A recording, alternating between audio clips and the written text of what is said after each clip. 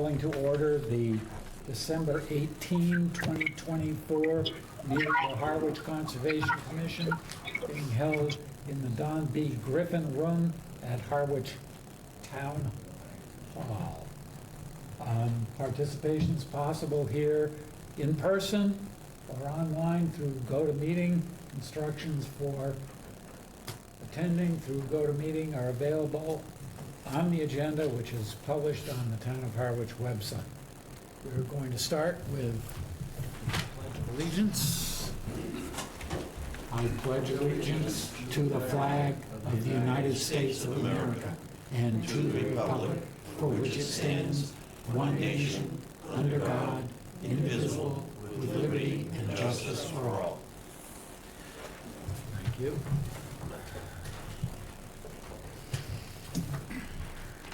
The first item on the agenda tonight is a notice of intent for 4 Monomoy Road, map 5, parcel K1-A3 for a home renovation.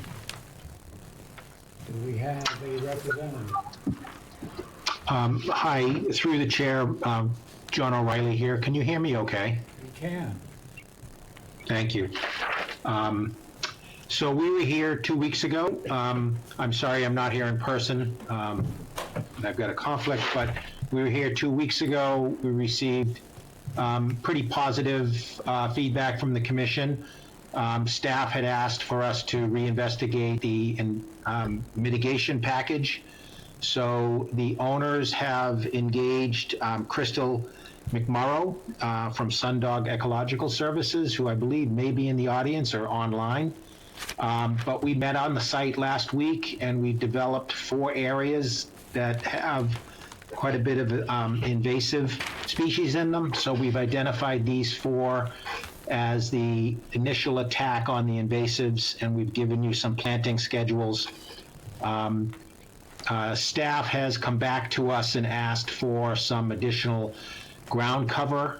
We have reviewed that with the owners, and obviously addition of ground cover, we don't have an objection to that. I think we might want to talk about numbers, but certainly no objection to that. And with that, I'd be happy to answer any questions, and I don't know if Crystal's in the room, if she would like to add anything to the planting protocol. She is. If she wants to, she can come forward and identify herself. Otherwise... Yeah, I don't really have anything to add. Okay. Questions up here. Okay, thank you. Amy. So project changed a little bit since the last time. They want a more formalized walkway to the side of the house that is more accessible. And this added a little bit of square footage to their calculations. They now have a net increase of 122 square feet in the 50 to 100 foot buffer zone. John, I had sent you, I think, a message that on your plan, both proposed and existing coverage should be 1,351 square feet in the 0 to 50. Yeah, I will bring over corrected copies. No worries. So the overage is in the 50 to 100.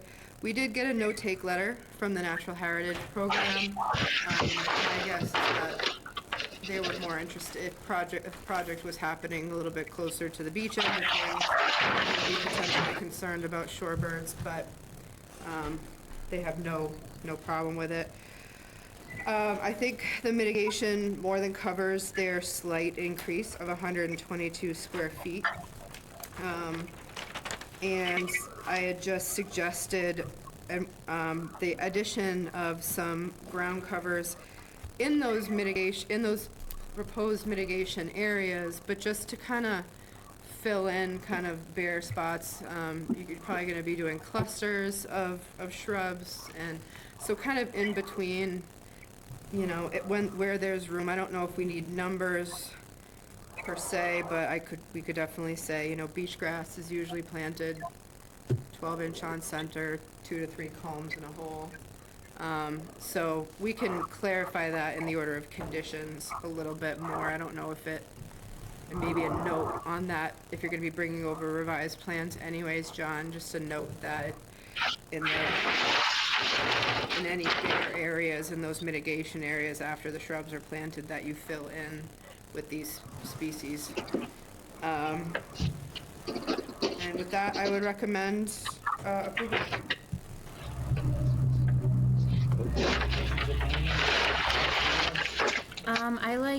I think the planting plan looks good, and I like Amy's additions. I don't have anything to add. I have nothing to add. No questions? I have nothing to add. Okay, just an apology for being in the weeds here, but there's an addition problem here under proposed in the 50 to 100. The difference between the total for existing and total for proposed is not 122 square feet, but that's just because you didn't add upright. If you could just take a look at that, John, and correct that. The computer said it. Yeah, I don't know what my calculator was doing that day, so I do apologize for the confusion, but I will correct the addition. Okay, I don't have any other comments.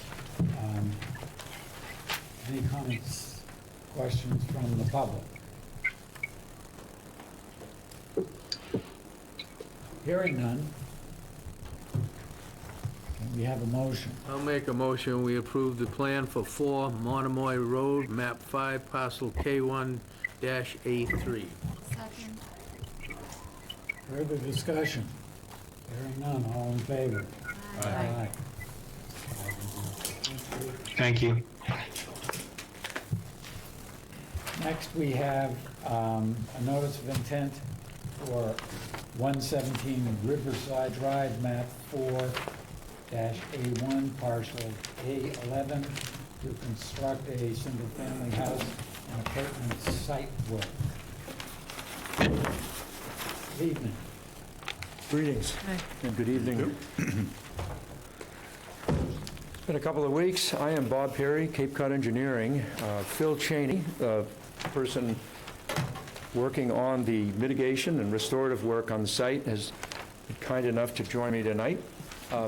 Alan Delaney is behind me with his wife Amy.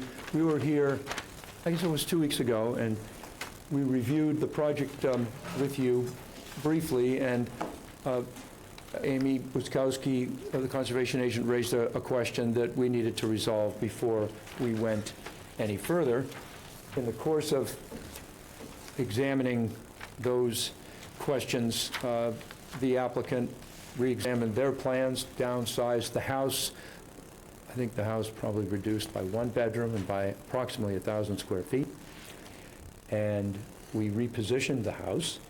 We have approximately 139 square feet within the 100-foot to 50-foot buffer. And we have a very nice opportunity to mitigate for occupation within the riverfront area and the buffer, although the majority of the occupation is related more to riverfront. And Phil can speak to that. The comments that I got preliminarily were that some different selections might be made with regard to the ground cover and shrub layers, and so Phil can speak to that. But from my estimation, we have a very nice project. It serves both conservation interests with respect to mitigation and positioning of this development. So it's going to be a very favorable result for all parties. So I don't want to go too long on any of the details. We're happy to answer any questions that you had last time or may have this time. Thank you. Okay, thank you. Amy? Thank you. So we greatly appreciate you guys going back to essentially to the drawing board and looking at ways to minimize the project a little bit more in such a sensitive area, in the riverfront area of Herring River. And with a few minor with the few tweaks that I've already mentioned to Bob and Phil about substitutions for some plantings, I could recommend now approval of the project. I do think that the 7,500 square feet of additional planting in I would say, like quasi-disturbed area, is a benefit to this, a huge benefit to this project. The first the inner riparian to the river and the first 50 feet from a wetland are really critical for habitat, for wildlife passage, and in particular, on the Herring River, that near shore area and the 50-foot is really very important wildlife habitat. So adding that shrub layer to that, I think, will be beneficial to the wildlife that are passing through this area for cover, habitat, et cetera. And I think it'll also, additional plantings help with water quality improvements and everything else. So, did learn that through the Rivers Act, that drainage swales and that drainage is essentially exempt from alteration, or exempt from calculations, riverfront calculations. So they have a vegetated swale that's gonna capture some runoff on the south side of their house, and they're also doing some dry wells. Also exempt is utility work from the Rivers Act. The closest point of the proposed structure to the top of coastal bank is 93 square feet, or 93 feet, linear feet. And I had mentioned that I'd like to see the 4 green giant arborvitaes removed if possible, and added with either more cedar or another native tree. And even though I love low bush blueberry, I just was thinking maybe substituting a little bit of that out because their rabbit friends really, really love it. Wildlife habitat, right? I know, but we also want them to live. There you go. The blueberries. that you Exactly.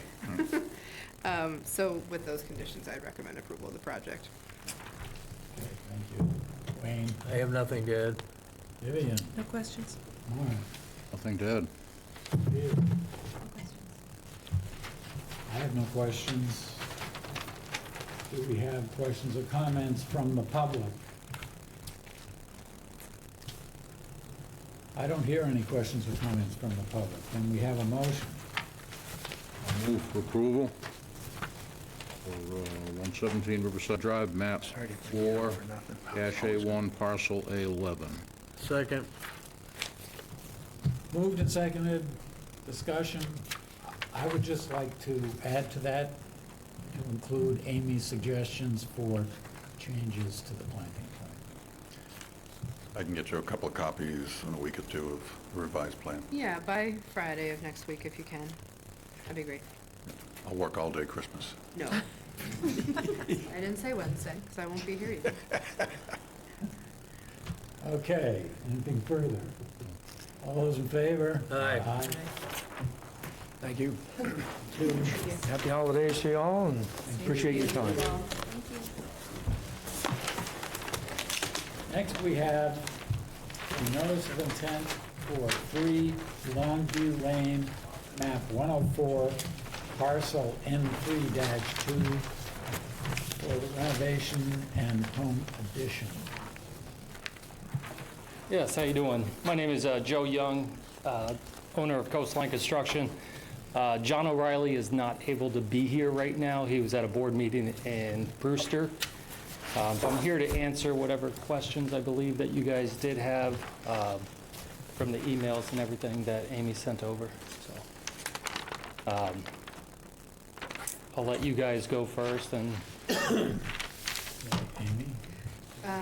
So first and foremost, we, at our last meeting, we questioned kind of the wetland line there. So we actually bumped into Matt Farrell of JM O'Reilly yesterday out on the site, taking a look at things, and he explained things too, and I am in agreement with the wetland delineation. So that was kind of key to making sure that we could proceed, because you are right up against you're at 51 feet for your proposed deck and Correct. 60 feet for your actual physical house, which is right where our our 50 and 60 foot regulations are. Yep. So making sure we had that wetland line correct was Correct. critical. So I am in agreement with their delineation. At the site visit, the commission pointed out a few things that I thought were worth bringing up for the discussion, and I sent those over, today, but that's just because we did a site visit late yesterday Yep, afternoon. that's okay. Was it considered to potentially move the house even a few feet farther away from the wetland line? Yeah, so what we have is, this is existing, the foundation's existing on this property. And for us to tear that down and to move it further away from the property would end up costing them somewhere in the range of $200,000 to $300,000. And on top of that, the foundation is structurally fine. There's nothing wrong with it. So that's why we were leaving that part of it, so we don't have to disturb any other land in that area, except to the left, where we're outside of that buffer.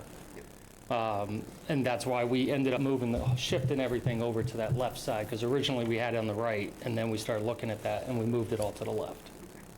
I guess I wasn't sure if, with the plan, if the whole thing was being demoed, and if it was, then we would, Yep, the foundation is staying. foundation stay. Correct. Okay. And then my only other question or suggestion is can mitigation area B, which was an area that had been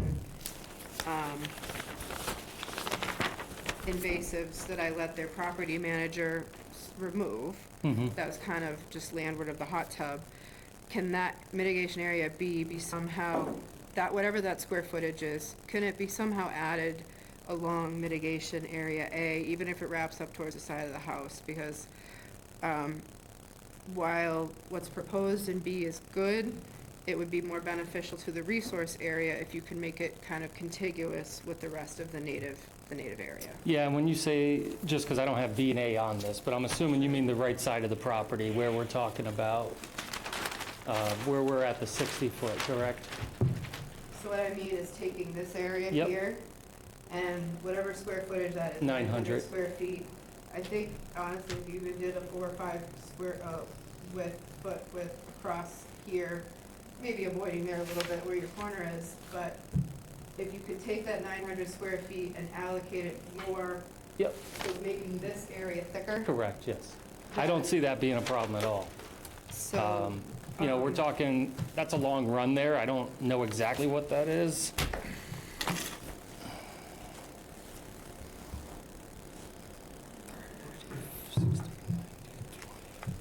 It's like 165 linear feet.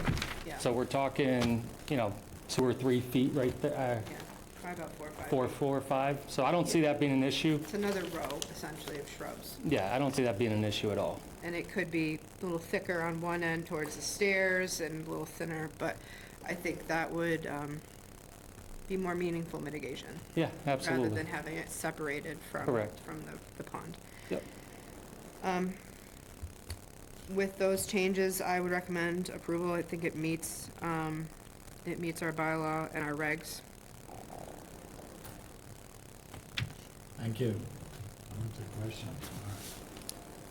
I have nothing to add. Judy? Questions? Sophia?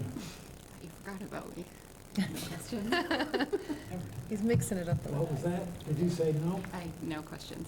Nothing for me, no.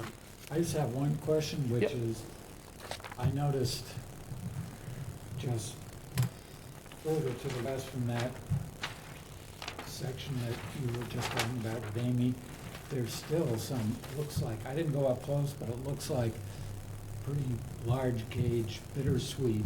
Honeysuckle Wrap. and honeysuckle. Is that honeysuckle? It's both. Wrapped around a tree there. I just wonder whether you have plans to eliminate those invasives.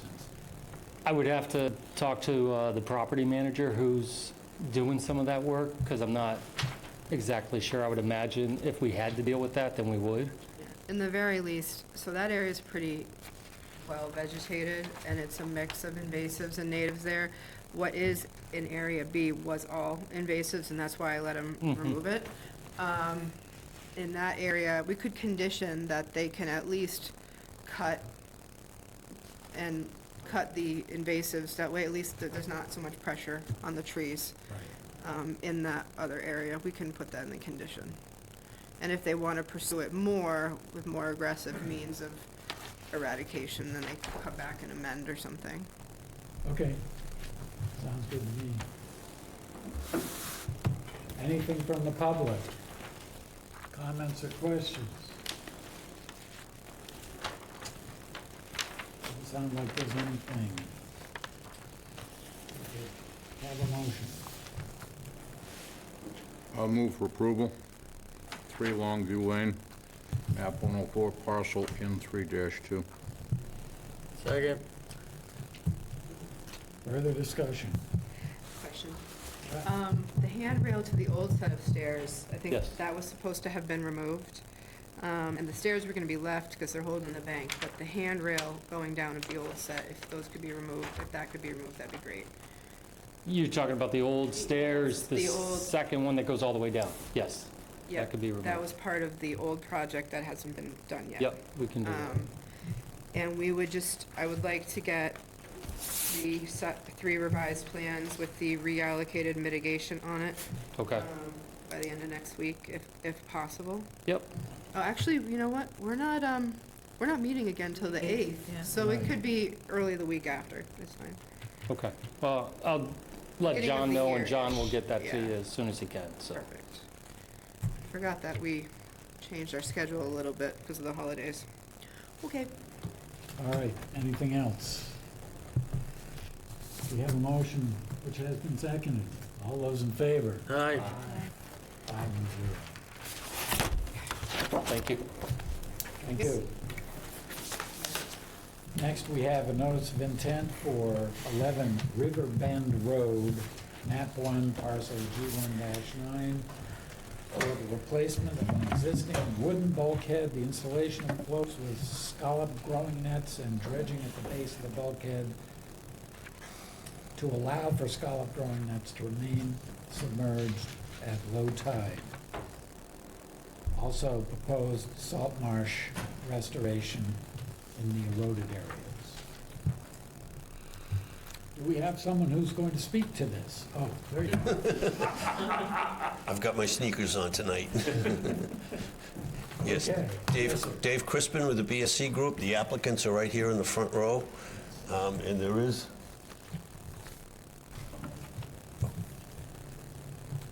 a couple people up there too, I see. Can you bring up that PowerPoint? Are you there? There we are. Anyway, this should look familiar. Everybody knows where we are, I think. We're on the, I'd like to make sure everybody knows where we are. Is this the right one? This is the wrong one. It should be dated today. It looked familiar, didn't it?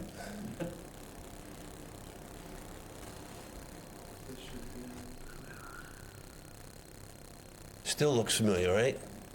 It's still the same one. It's Langlet at Riverbend. Yeah, wasn't there one dated today? This is 11/9. The one that's dated today should be from 12/18/24. I sent it to Amy today at 10:25. I can also share if necessary. We're showing last time's show.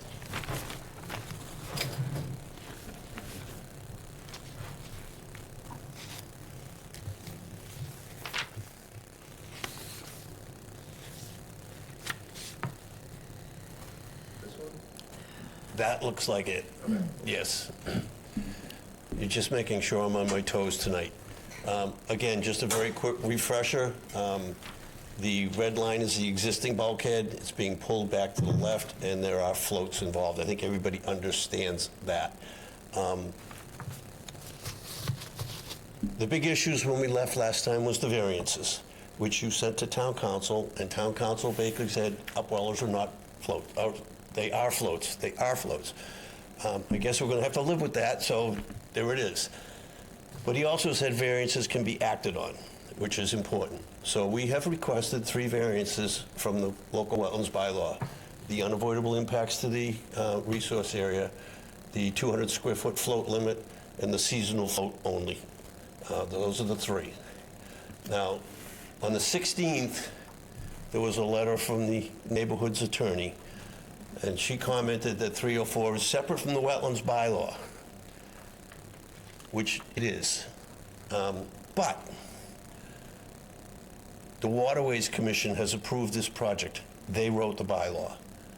304 is administered by this commission.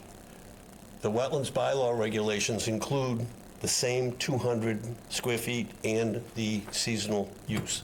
Started to sound like a order of conditions to me. The application form is a notice of intent, which we have submitted.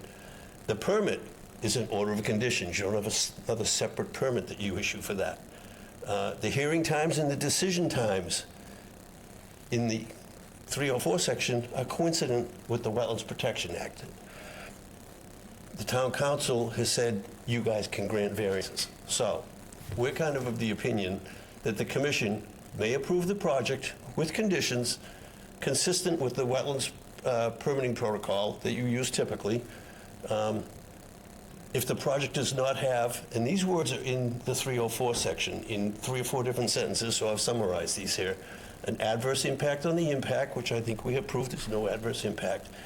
They don't alter a wetlands resource area, so I think we're okay there. They don't affect the productivity of a salt marsh or a fish run. So I think we meet the sections in 304.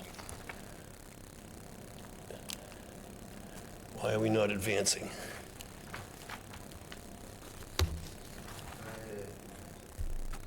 Right now, There we go. So what support do we have for the variances? Well, last time I showed you that we're going to make the decks 3/4 of an inch air spacing on them. So this will be very similar to the walkover decks. And these are the same slides as last time, but just as a refresher. The analogous standard that you have for a walkover structure over a salt marsh says that if a walkover structure is 1.25 above times the height of a structure above the salt marsh, then it's okay. Well, in this case, we're about 1.4 times that above the seafloor and the float. So I think from an analogous standard, sunlight's getting under there. We took a look and looked at the sun angles going under the floats. Sunlight will get under the floats.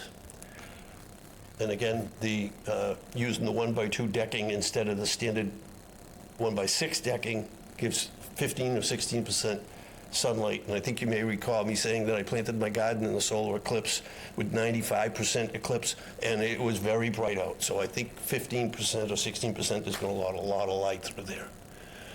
So, justification for variances.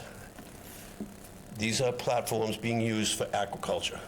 Those are permitted under zoning, and they're permitted under the right to farm bylaw. These are not recreational or water access floats.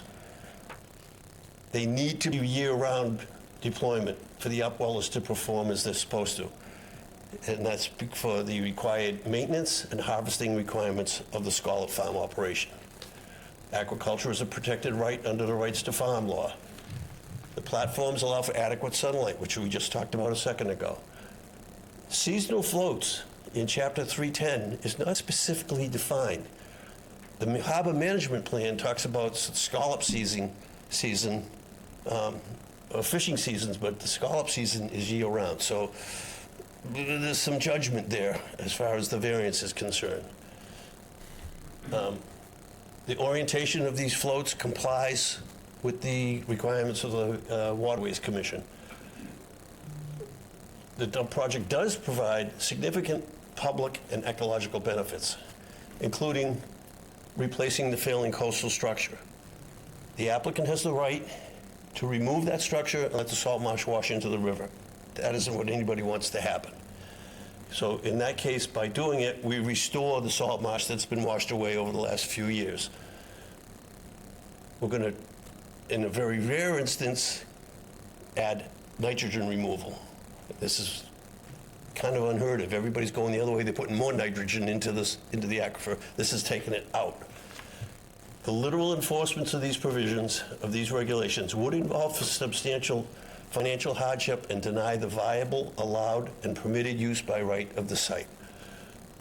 There is neither a substantial detriment to the public good nor a nullification of the stamp or substantial degradation from the intent or purpose of the bylaw. We think we meet it. So, we did see the letter from 11/5, and I would just comment on this quickly. Questions 1 through 3 talked about the town council. We don't need to go over those. Number 4 required the variance of the no disturbance zone.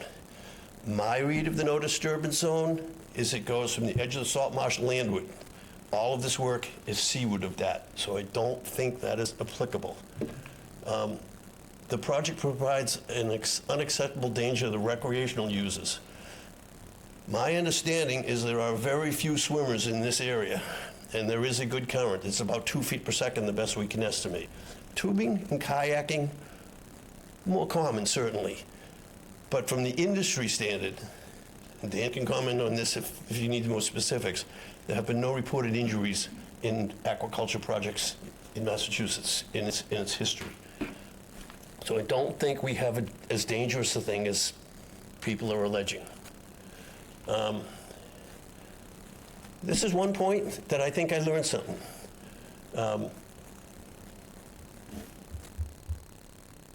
The regulations say that you need to have the signature of the person you are working on.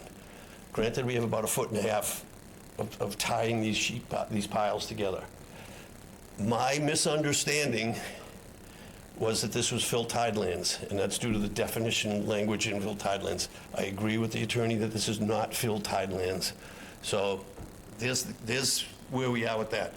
If we're going to do work on his property, we'll need his endorsement. I agree with that. That should not affect this notice of intent. If it has to happen, it'll either be another notice of intent or a request for determination or some mechanism to get that agreement. But I will comment that 310 CMR 9, which is the waterways license, says that the licensee shall maintain the bulkhead. If we stop this bulkhead at our property line, there's going to be a 1.5 foot gap of deteriorated bulkhead that is being claimed by the abutter. In my mind, the neighborly thing to do is to do this together and do it at the same time. So that's why we're looking at that. But if we do the project, then he's going to have to fix his end of the deal. This slide is a little bit irrelevant because now I've learned that the historic tidelands is not that blue dotted line. So we received other comments on the 12th, and they said the sketch that we sent them was incomprehensible. Well, it was a very simple sketch. There was 3 colored lines on it. There was a red one for existing one, a blue line, and a different color for where it was. And this is the enlargement.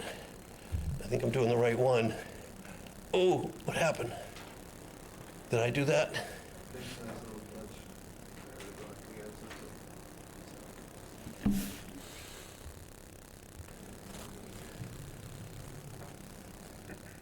I must have hit shut off or something there. You were here, right? Yes. I'm going to try this again. The drawing, I can't do this.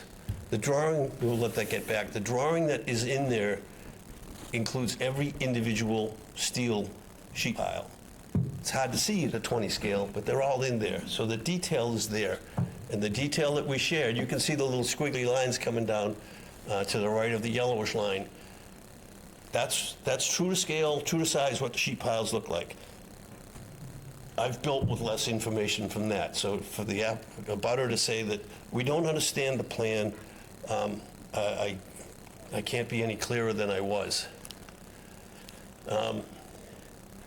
Comments 2, 3, and 4 in that same letter said, the construction drawings need to be suitable. Well, in my opinion, what we've submitted is suitable. Contractor has not been selected. Well, we haven't named the contract. We don't know who it's going to be. But I can tell you, whoever that contractor is, he's going to be insured. This is not going to be a little small-time, backyard kind of contract. He's going to need heavy ocean-going equipment to do this. It's all being done by the water. Description of the proposed work. The concern of the abutters were going to go on their property and work on their property. The notice of intent said we're all working from the water side, so we're not going on the property. With one minor exception there. We're going to take some of the dredge spoils and put it behind for that little 1.5 foot space behind there. So I think it's what it is. The new height of the bulkhead will deflect wave energy.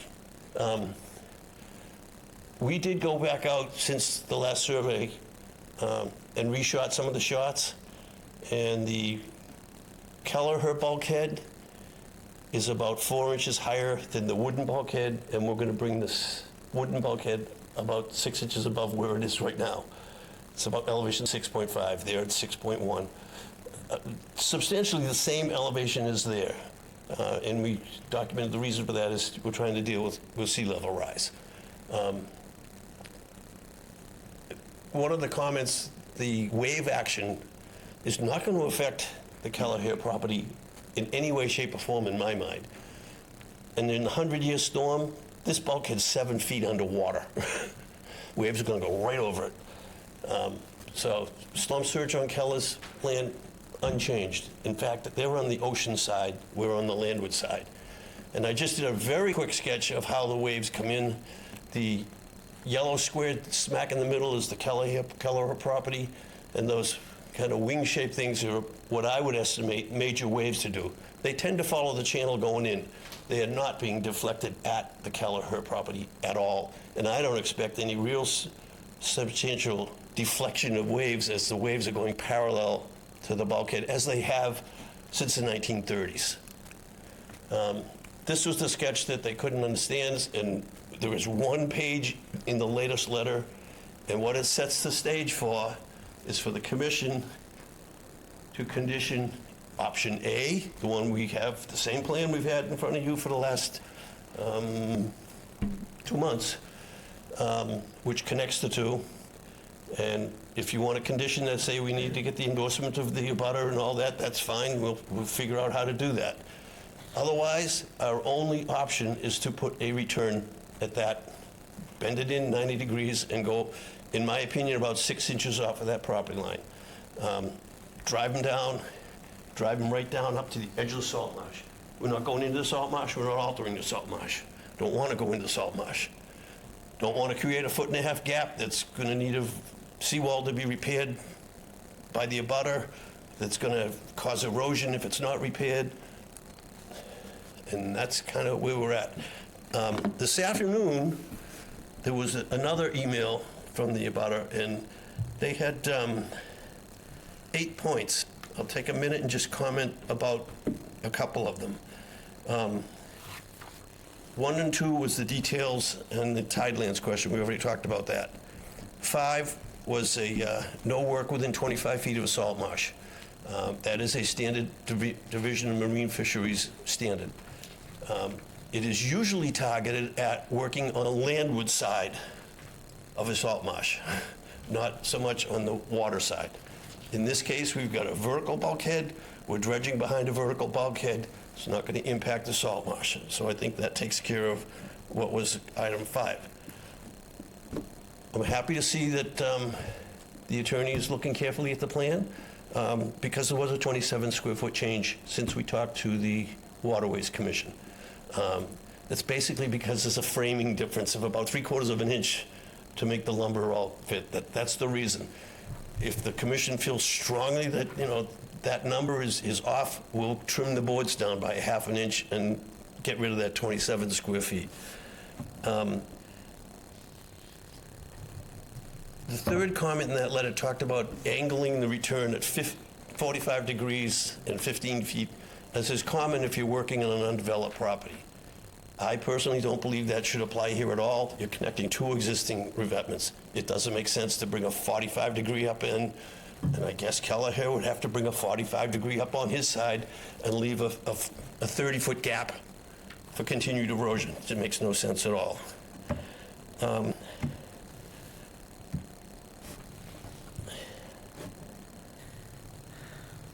There is still allegations that the bulkhead will destroy salt marsh. We've been very careful to put this bulkhead in front of the salt marsh line. This comes in from the water side. They suspend a big piece of steel, and they put it down to the edge of the salt marsh, and they drive it down in. Very simple. It's not going to impact the salt marsh behind it. In fact, it's going to protect it. That's part of the problem, is that wooden bulkhead has deteriorated so much that the salt marsh behind it is literally washing into the river. And we've lost several hundred square feet because of that. I think that's about summarized it. I beat a lot of little items together there, so I think we'll leave that lie. All set? I think we're good. Thank you. Amy? Thank you very much. I'm going to try not to reiterate too many things here. but we did request council opinion after our last meeting in regards to whether they need any or all of the 3 variances, which they did technically ask for. And legal opinion from Amy Questle, who is a land use attorney with KP Law, explained that yes, in her professional legal opinion, they do need variances from all 3. One is for the seasonality. One is for the total size or square footage of floats. And one is for unavoidable temporary and/or permanent impacts to land under the ocean, land containing shellfish, and land subject to coastal storm flowage. So they are requesting variances from those 3 bylaws. The other thing was, the question was, can you grant those variances, should you decide to? Because Chapter 304, which is the Water Dependent Structures bylaw, is silent on variances. Her opinion is that, yes, you can. And that is, you have to be able to have that option of a variance. But also in Chapter 310, under the wetland regulations, 1.13 of our wetland regs does state that variances can be granted. Those same regulations in the wetlands regulations are almost mirror the bylaw, Chapter 304. So in her professional opinion, you can, should you see fit, grant any of those variances. Let's see. The question about ownership, I would say the commission cannot, without written consent, authorize work on another person's property. So if that is 1.5 feet or whatever it is, we still can't, where the tie-in would be, we can't, without consent of that owner, authorize the work on it. There was discussion, I think, or in the memos that were going back and forth about a 15-foot offset, and that is typical for a lot of water-dependent structures. However, that's, I see it more with revetments, do see it with bulkheads, and the idea is if you leave a gap, you should have less impact on your abutting property because that gap will absorb it on your property.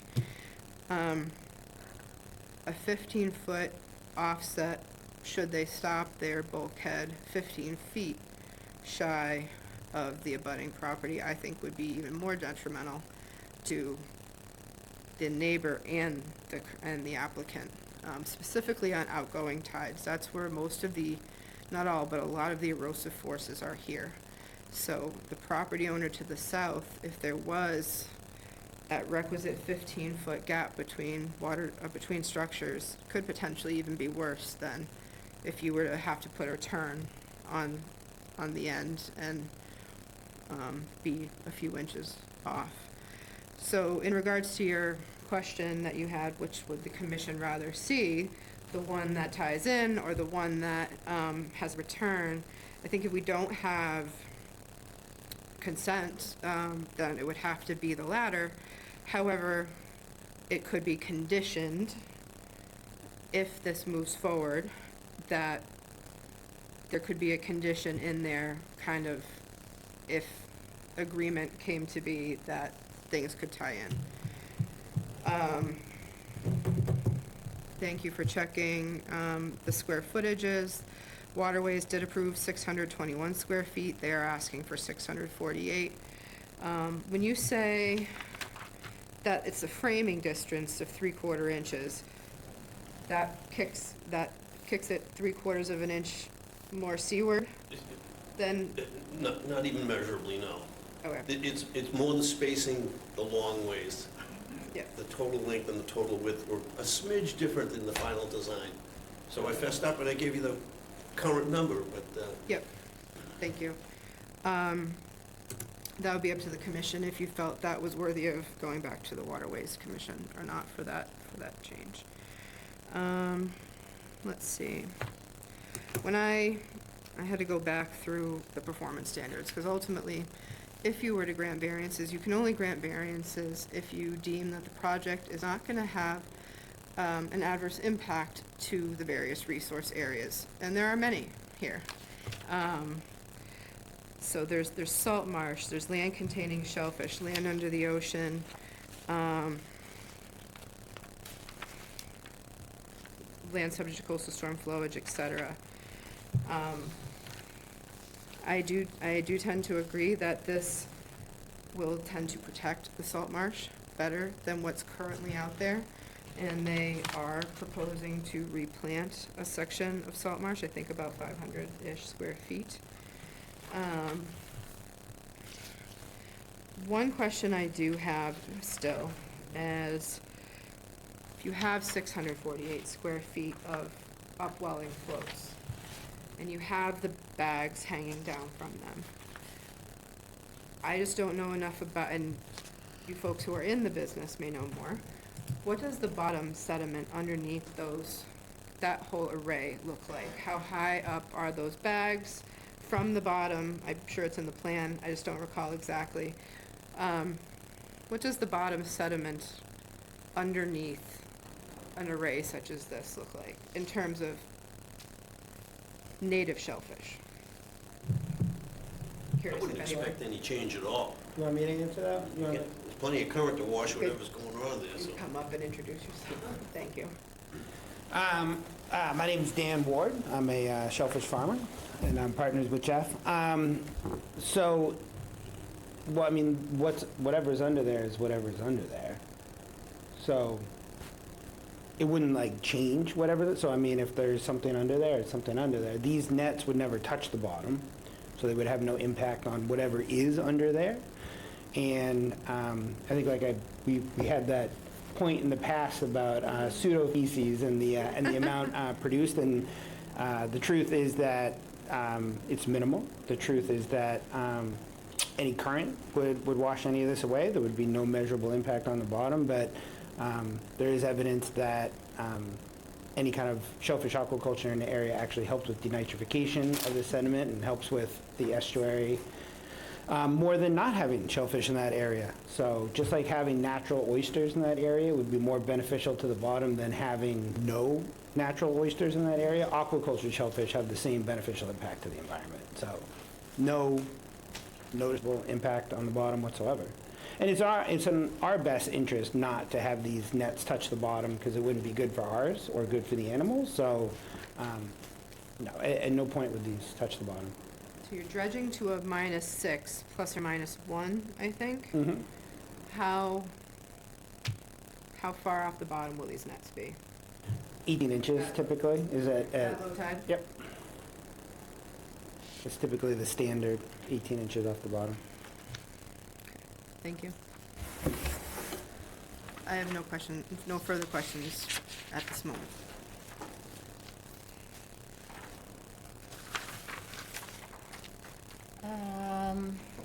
I guess the only question that brings up is if the dredging will alter the bottom and the sediment that's there already isn't ideal for shellfish growth. If we're improving it with the dredging, that's why I'm like reading into this, is that the bottom will be better than before. Would it make any sense to like seed in any native shellfish? Is that like, would that do any good? I guess my question. I think that's more the purview of the shellfish constable in town, of where he wants to put it. I mean, just because, so the stuff that's in there is this anoxic like mud, which is not good for shellfish or anything else for that matter. So I don't know if even when you dredge a lot of that out down to 6 feet or 7 feet -1, what's underneath that, you know? And so I think the shellfish constable and the other people in Department of Natural Resources would probably be better judges of what to do there.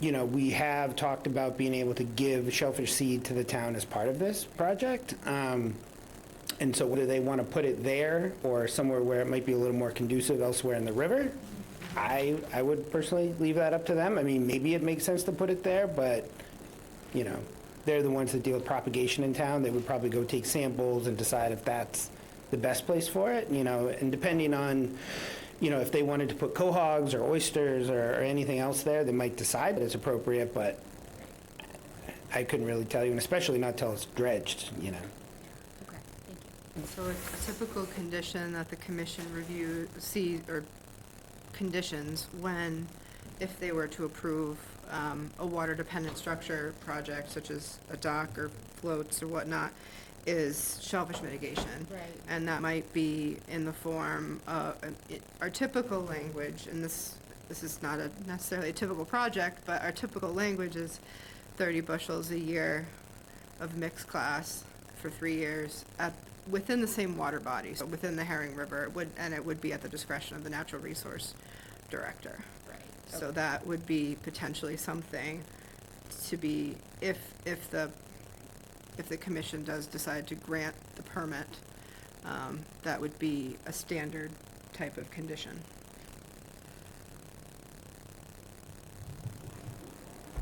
That's it? Yep, thanks. I have a couple of questions. The upwellers, are they at the surface all of the time, or do they go underwater at any point? So what they are is they're the platforms. So they're the wooden platforms with floats underneath them to cause flotation, with the lantern nets or cages hanging under that have the shellfish in them. So they're always on the part that you would walk on, and the floats are always on the surface and floating, and the parts that have the shellfish are always underwater. Okay. Never touching the bottom. Understood. How often are they serviced, and how often are you maneuvering vessels up there? What's the process? Is it a daily routine to No. attend these, or No. once a month? What's it like to do this? Not even once a month. So scallops are very different than oysters, or clams for that matter. And so if you're growing oysters, it's if not daily, at least once a week process of tending to your crop, because they need to be turned and maintained, and they need to be tumbled for product quality. Scallops are very different in that they don't like to be handled. So what scallops do when you're putting those out is really much more of a set it and then let them go. So once a month at max. So if you're putting these out in July, it might be once a month, it might be once every 2 months. Generally, in other areas, when we put scallops out, it's 0 times. You put them out in August, and you don't touch them again till November, when you might pull them back in for harvest. So it's not somewhere between 0 and once a month.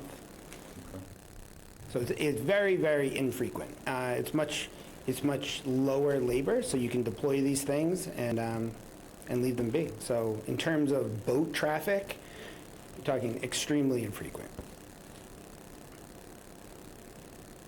Okay, that answers my question. Thank you. Vivian? No questions. Mark asked mine.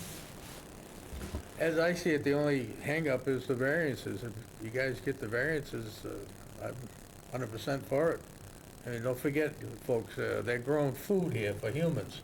It's not like growing rocks or something.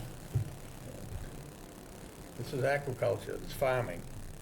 It's always been done on that river. I have no problem with it whatsoever. Okay, so, I guess my real bottom line question here is about what happens with the return. And you guys are putting options on the table, but we don't see the details of those options, I don't think, and so I'm not quite sure. I mean, I personally would not be in favor of the 15-foot gap or the return, because I've seen the effects of that kind of scour in other places. It can make a mess. And since we're not really seeing what the detail is anyway, I don't see how we can proceed on that basis right now. And you did tell us 2 weeks ago, when we discussed this, if that was 2 weeks ago, that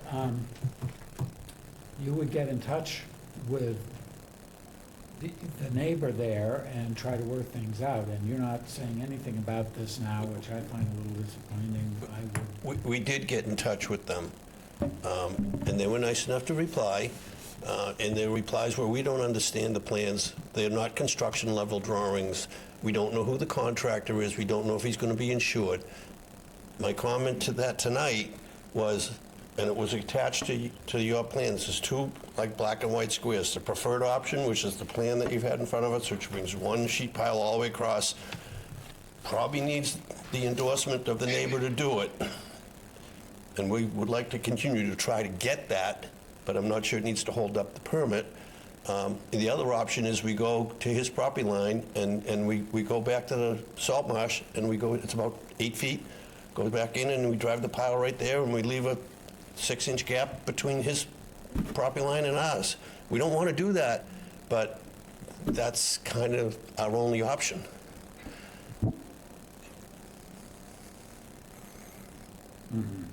And I've seen commissions approve alternative plans before. We'd love to get the one that makes sense for everybody. Put it back, put it all thing. The interesting thing about this site, Kelleher's land and the applicant's land have one license. This is one license. So they're kind of married together a little bit. That 1.5 feet, shame on me for maybe not pointing it out, or realizing that was there, but it is there. Was it created by the installation of the sheet pile when they redid it 40, 50 years ago on Kelleher's land that created that 1.5 foot gap? Or was it something that happened in the 1930s? I'm not sure, to be honest with you, but there is a 1.5 foot gap there. The only way I can see it is the commission conditioning option 1 and option 2, and we have to figure out how we get the endorsement of the abutter. Because without an order of conditions for this, we can't take the next step to waterways and water quality. So we can't. This is holding up everything. So I think there are a couple of options for us, at least. One is to approve the application with the condition that you come to an agreement with the neighbor to attach the bulkhead to his bulkhead. If Now, possible. We can do, right. We can condition the permit with that, and then it's your task to figure out how to resolve that with the neighbor.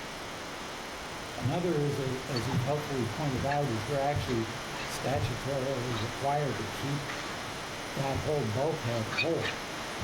And there's no condition on that requirement for there to be aquaculture associated with that. The commission could also approve the reconstruction of the bulkhead and nothing more. That's another thing we could do. And I know that's not what you're here looking for, but it would be an option for us. And certainly, I'm not sure about the objections of the neighbors, whether their objections would disappear if the only thing that were happening here were rebuilding the bulkhead. I suspect you're right about that. The tone of the questions about the aquaculture and how it's going to affect the neighborhood so adversely, I think are overstated. And this is one mechanism to squash that project. And quite frankly, I mean, I understand where he's coming from financially. This is not going to be a cheap project.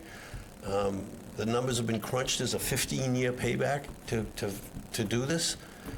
Just from the capital expense of building the wall, he might be better off just pulling that wall out and walking away and letting it go.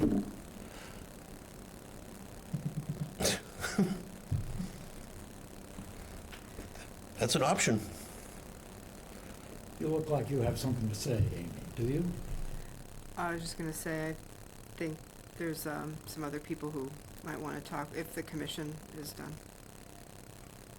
Yeah, I don't have any further comments at the moment. I don't think we're quite done here. I have one. A question. I don't know how we can, as a commission, deny this project and kind of force these folks to get into some sort of negotiation with an abutter. It's the abutter's problem.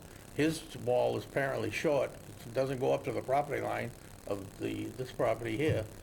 So if we had passed this and let them put a return in there and be done with it. It's their project, it's on their land.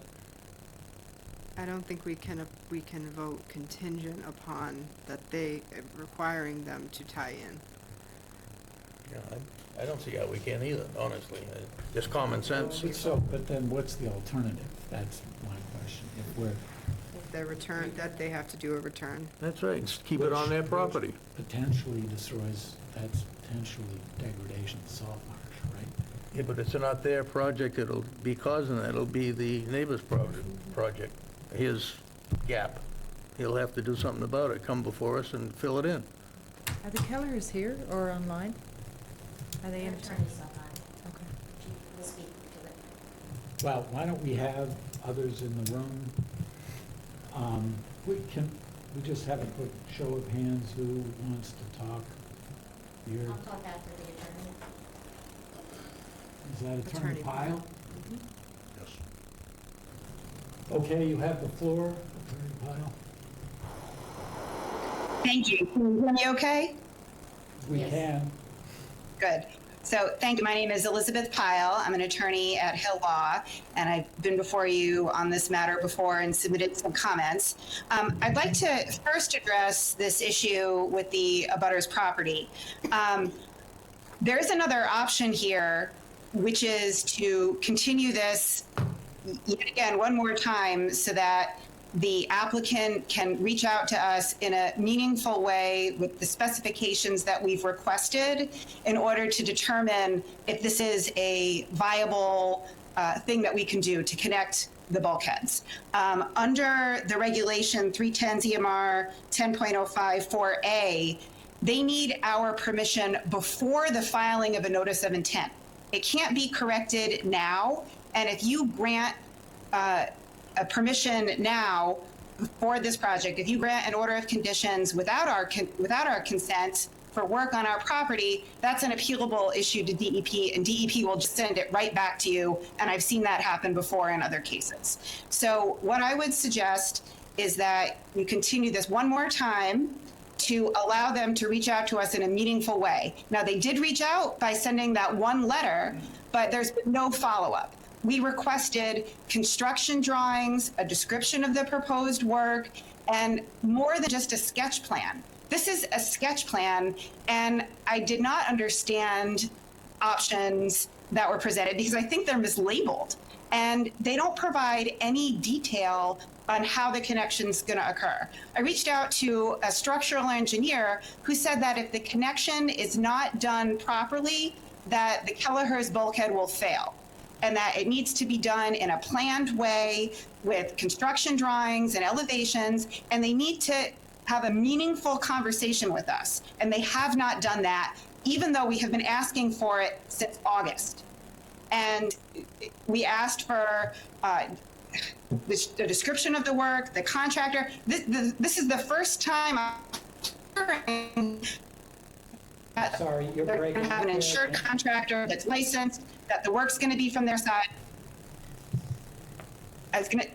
This is the first time that we're hearing even minor details that the contractor is going to be insured, that it's going to be from only work on their side. We don't have that in writing from them. They never shared the wave impact sketch with us. So we need a more meaningful conversation with them. It's their job to reach out to us. I have asked them to again and again, and we need detail on the connection.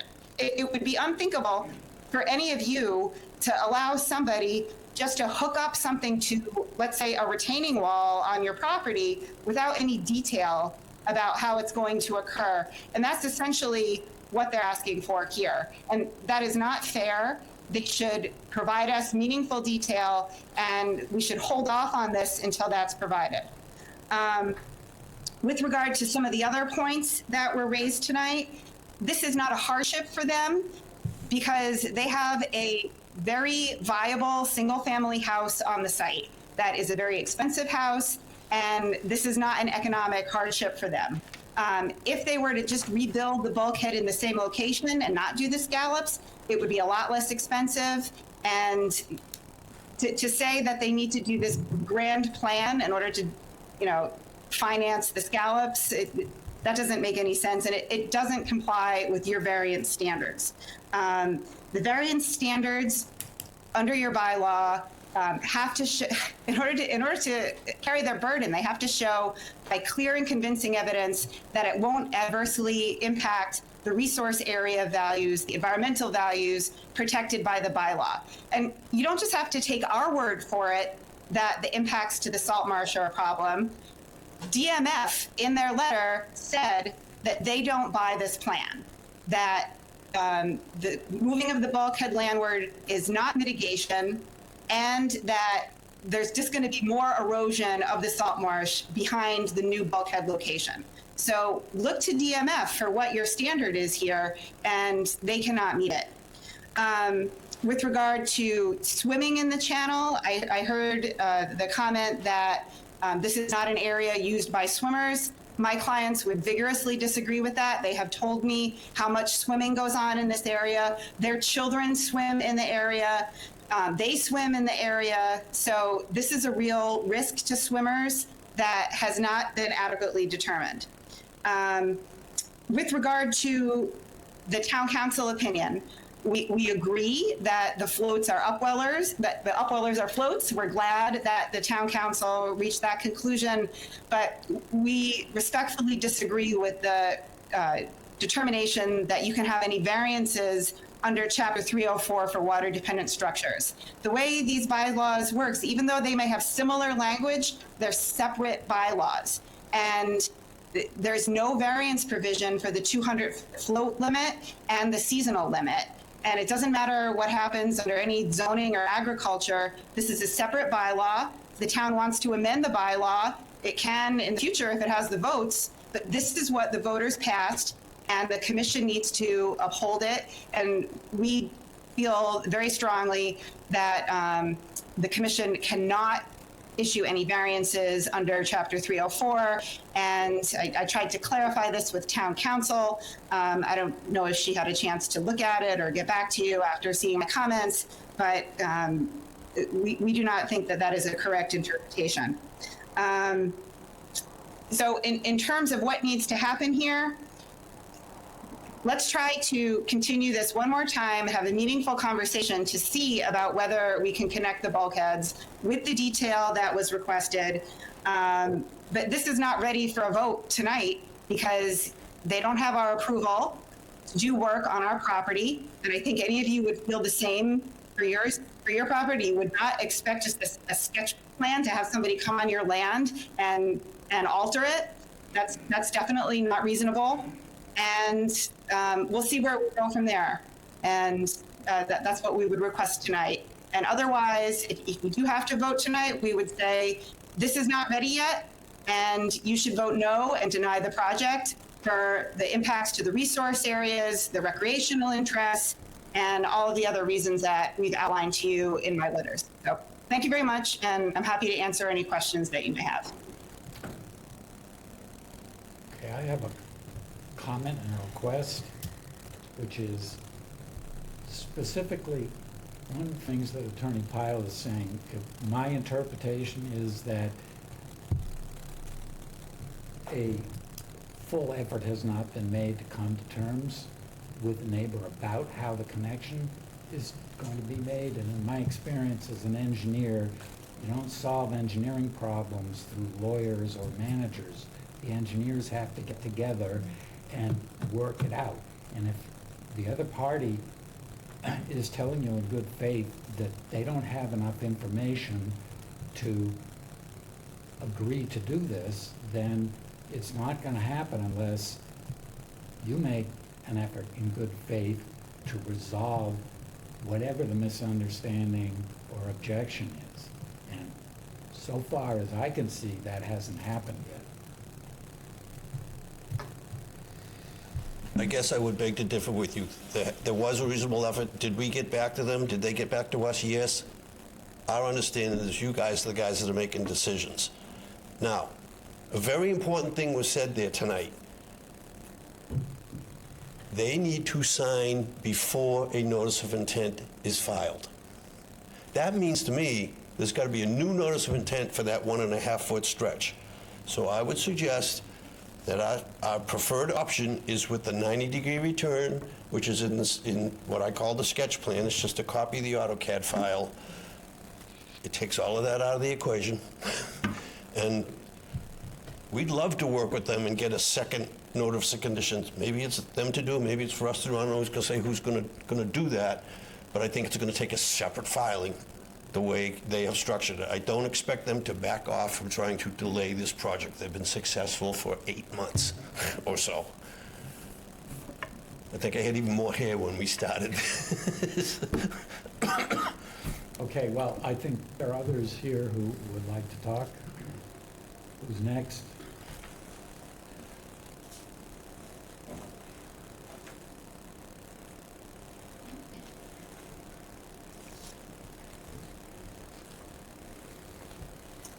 Hi, Noreen Cahalan, West Harwich.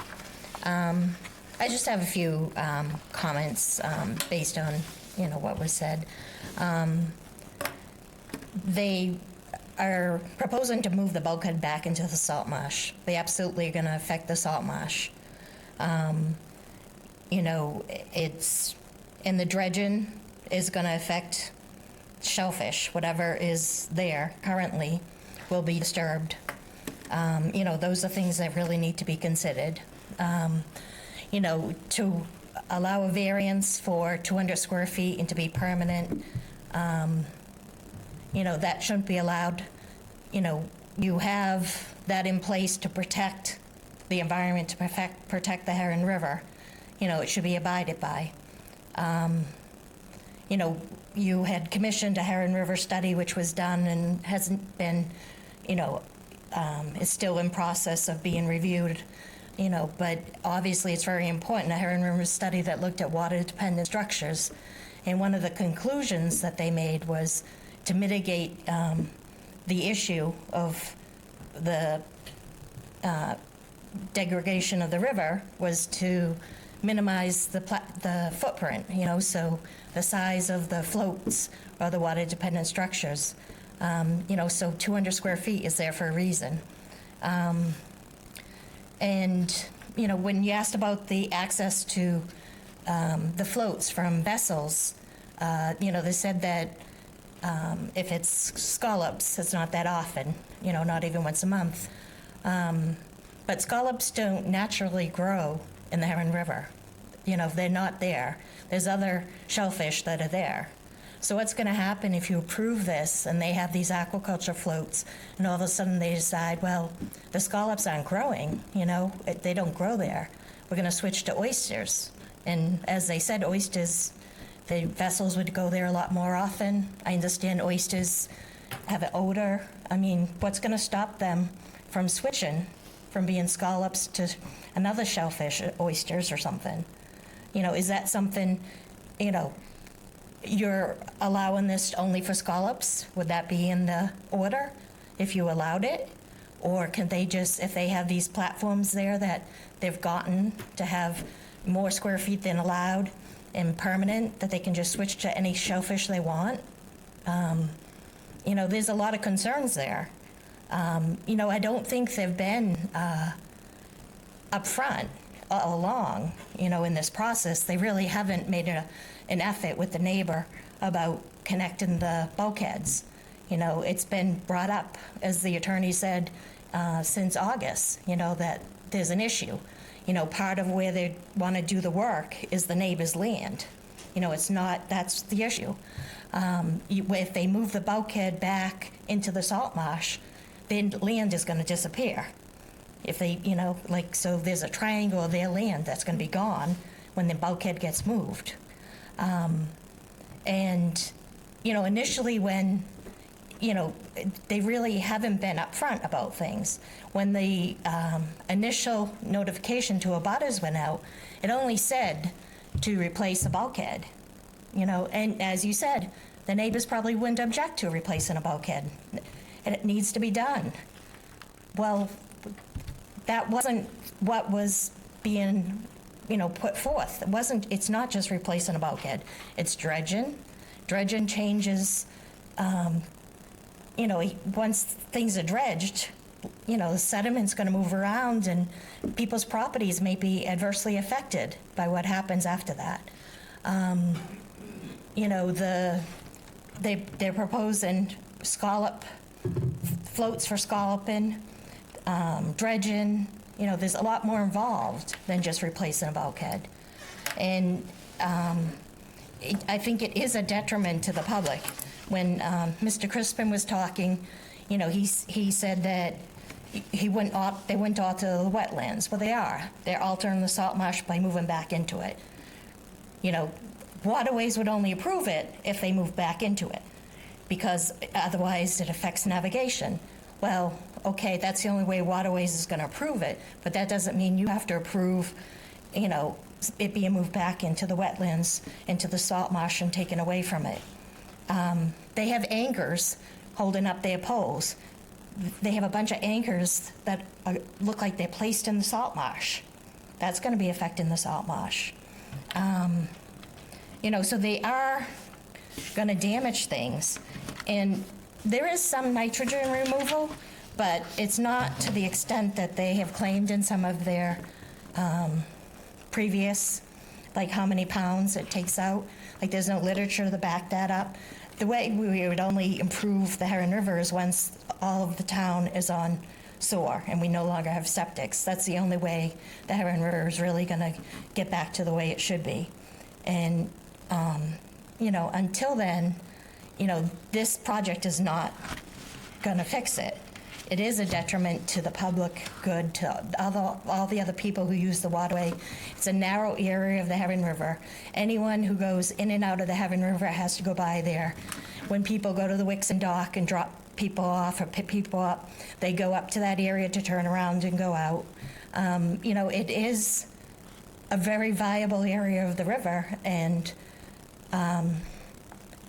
I think everything needs to be considered. So I just hope that you look at, go to the site if you haven't been there recently, check things out, and, consider everything.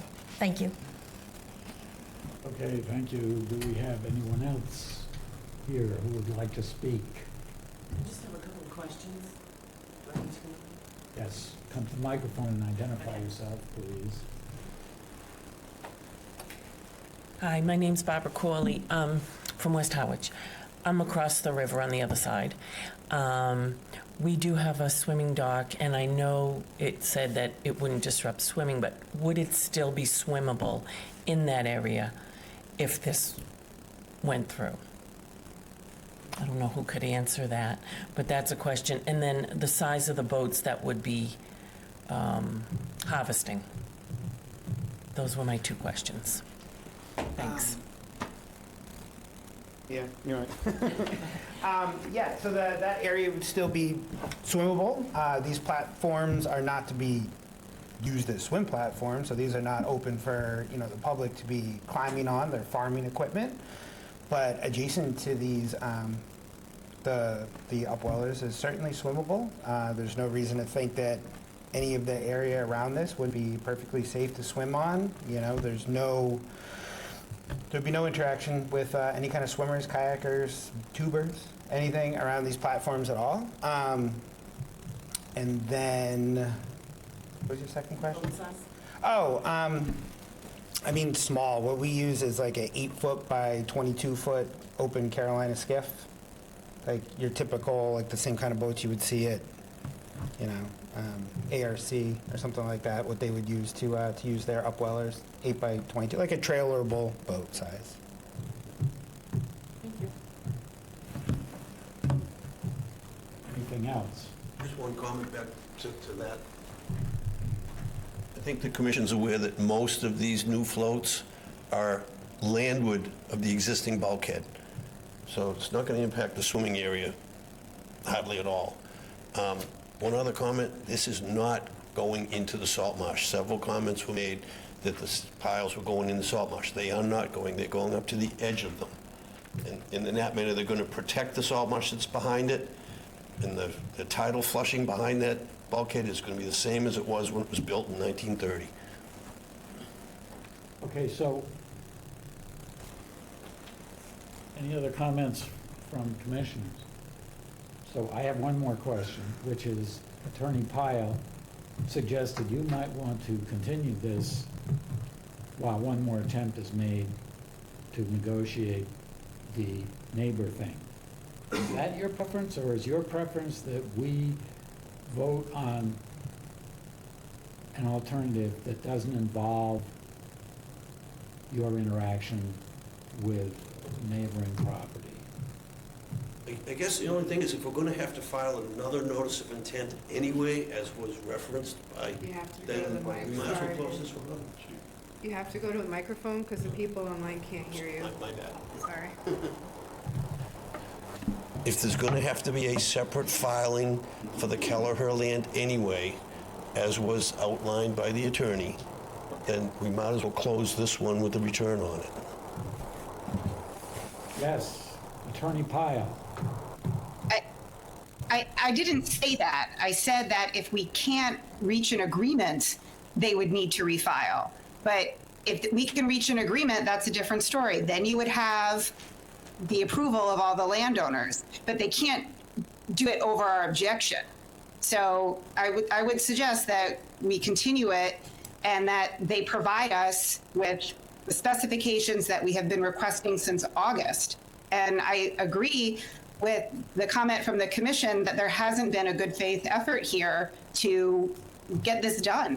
And just hearing about some information tonight, for the first time, even though they've had our specifications for a long time now, and I got back to them a week ago asking for things. I have nothing in writing from them. This is not how you do a serious negotiation involving property rights. And it would be great if we could have the engineers get together. It would be great if they could give us something in writing that isn't just a sketch plan. No one would agree to that for their property. So, thank you. Through the chair, one question back to the attorney. You had stated that the signature needed to be done before the notice of intent was filed. Is this commission willing to accept an after-the-fact signature? I guess would be the only way it could work. I don't know what the rights and wrongs are on He it. has an amendment potentially in the future instead of a full new notice of intent, I would think, because that requires re-notification, that requires signature, everything like that. I don't think it needs to be a full NOI, but I would envision it as at least an amendment. As an amendment? I think To include the other property, should you come to an agreement. If we were to close this matter, then it would have to come back as an amendment, or you could table it, or the commission can vote. So what's being suggested is we wait one more cycle, give them one more chance to have a real engineering discussion and resolve those problems, so that then we can approve, the best plan, which is connecting the bulkheads. Yep. And I'm just asking you, we could go the other Oh, I way. see, okay. We could go the other way, and you're saying, oh, if we're gonna connect the bulkheads, your interpretation is, oh, we'd have to refile. I hope that wouldn't be the case. I'm not a lawyer here, so I don't know. If you think we can amend it, that's fine. So,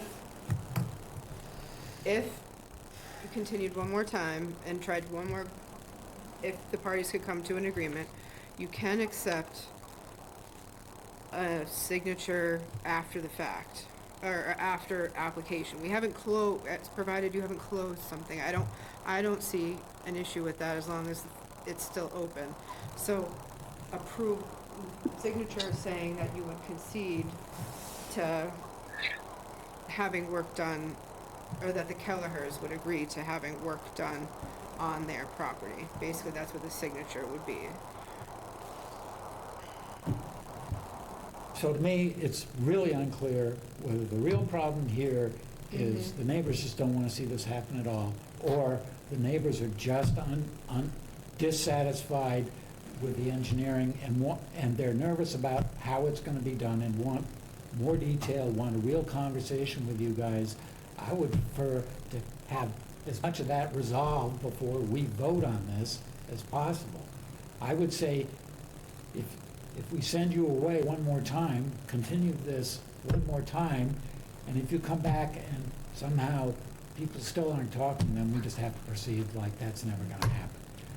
Mr. Chairman, Yes, sir. shouldn't that be their choice as to whether they want to? That's my question. That's my question. I think we could give it one more chance. You know, it's not been our experience so far that they want to do anything but stop the project. So I think we can over-provide data and share, and we'll see if they get a reasonable response or not. Could you also provide us with the information that you provide them? Well, absolutely. And if there's Yep. any way that my office can help facilitate that discussion in any way, to have it in a town building, or I don't know, but if there's any way for me to facilitate that, I'd be happy to. Thank you. And I would also request that if what happens is you're coming back, having not resolved that issue, that you have a very specific plan of what your alternative is, so we can see it on paper.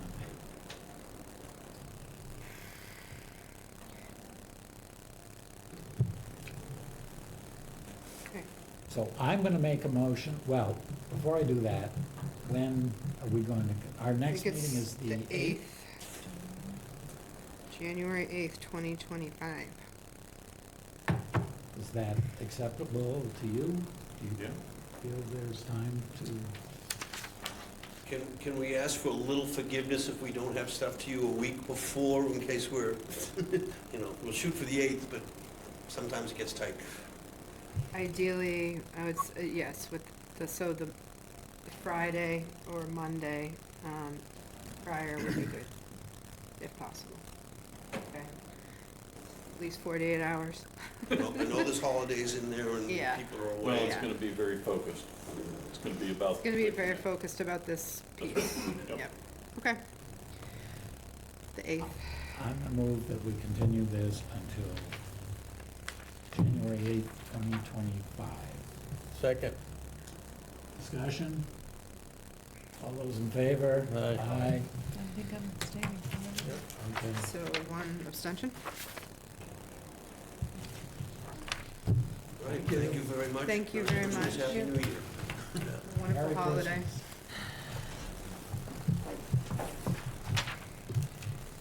Okay.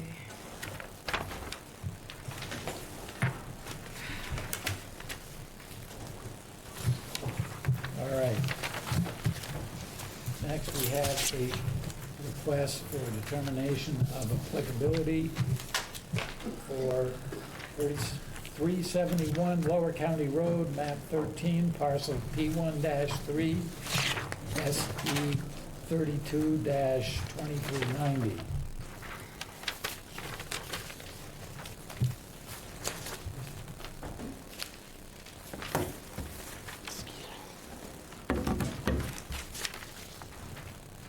Good evening. Good evening. Hi. For the record, I'm Steve McKenna, member of the Yacht Club. With me is Ed Doherty. He's also a volunteer member helping the club to rebuild the existing timber pier that they have down there. Before we get started, before I forget, which I'm quite capable of, I've got green cards. Thank you. Walk out of here.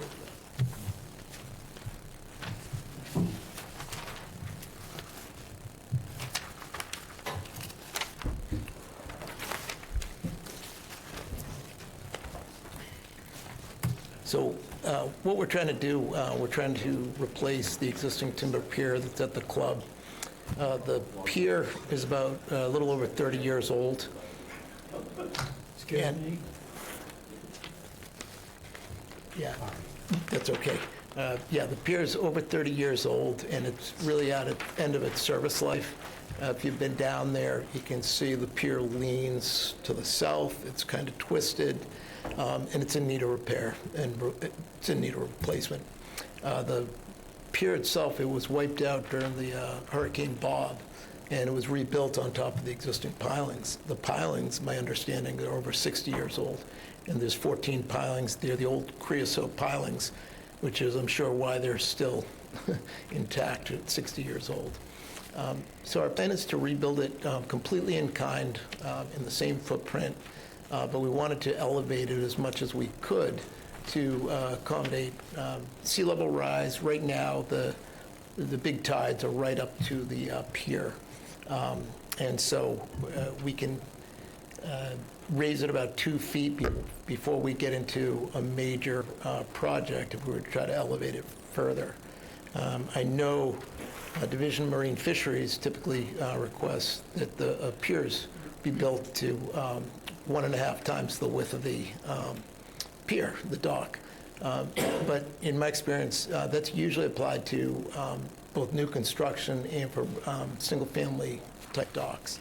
I haven't seen it applied to commercial docks, which this is. This pier services 72 vessels out there. When you're working on existing infrastructure, there's limitations both on what it's tied into on the seaward front and typically on the landward side. In my experience, like I said, with DMF, they try to push for elevating it as much as possible or as much as feasible, and that's what we've done here.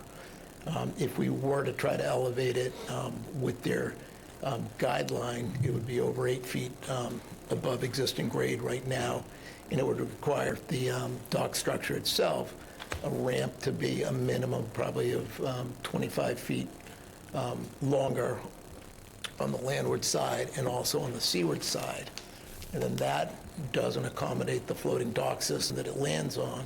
So you'd probably have to push the whole floating dock system seaward, or in this case to the west, which would encroach on the fairway, the town fairway here. So that's how we arrived at this elevating it 2 feet above where it is right now. Right now, it currently sits at grade on the landward end. It's about 6 feet off the marsh on the seaward end. And we are, like I said, replacing the 14 pilings with green heart, so we think that's an improvement, getting those creosote pilings out of there. And also on the landward end, there's about a 6 by 8 foot concrete pad with asphalt underneath there. And when we lift it up, we would take that out of there, again, to allow salt marsh to recolonize under there. So that's what we're proposing. And we're happy to answer any questions. Okay, thank you. Thank you. Well, I was doing my due diligence and making sure that everything that you have is up to your existing permits and licenses. I think I found that you have the most licenses for any one property that I've ever seen. I've got a box. Chapter 91. I think I counted 7 over the years. So for every slight deviation, and they went back to the 30s, for very slight deviation, they have come in front and gone through the right methods. I think the most recent one for the actual dock structure is from 2010. Anyways, I wanted to just make sure that what was existing out there was reflected, and it is in the 2010 plan. So they have an existing lawful existing structure. It is a commercial structure. I would agree that if they were to elevate to the new standards, that the whole structure, well, one, they'd have to get another Chapter 91 license, but it would greatly impinge, I think, on the navigable waterway in that area. So they're doing an improvement, which is something that is allowable. They're elevating by 2 feet, which means they don't have to go up any farther. It's going to be slightly steeper of a ramp at a low tide, but still doable. My one request is that in addition to removing the concrete and asphalt, that you actually replug the salt marsh to try to help get it started with the appropriate marsh species there, and we could put those directions in the order. So I would, do you remove your floats in the off-season? We do not.